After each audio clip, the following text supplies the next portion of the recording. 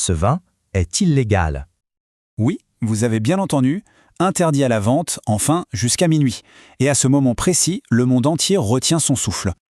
À Tokyo, tout le monde est prêt. À New York, on est sur le qui-vive. Ce qu'on observe là, c'est peut-être le plus grand casse marketing de l'histoire du vin. Rien que ça. Alors, la question évidente, c'est quel goût ça a?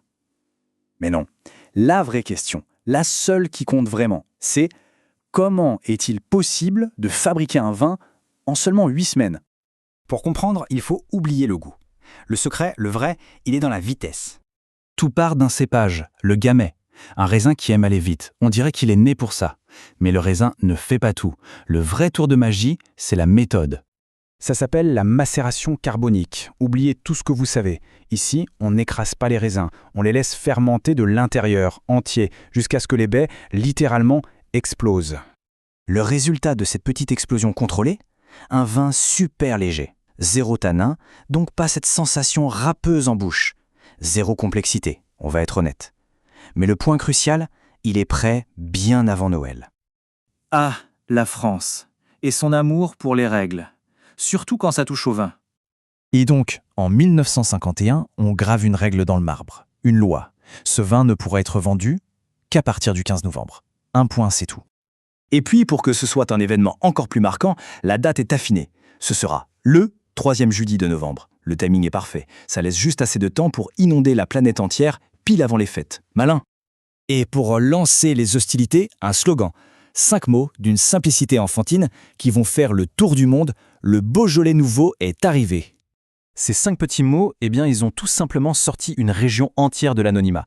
D'un coup, le Beaujolais était de retour sur la carte. Bon, jusqu'ici, on a une histoire parfaite, n'est-ce pas? C'est une réussite totale. Un véritable miracle industriel. Fin de l'histoire. Sauf que, non. L'histoire en réalité ne fait que commencer. Parce que le monde du vin, le vrai, celui des puristes, le déteste. Ils le méprisent.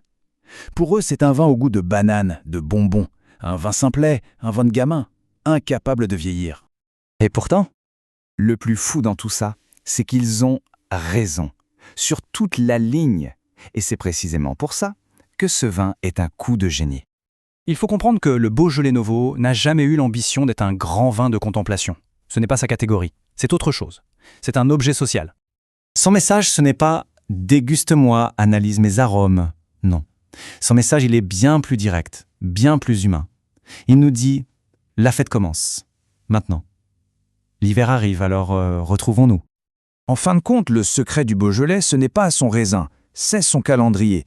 Le vrai coup de génie n'a jamais été de créer un vin, c'était de transformer un simple produit en un événement mondial.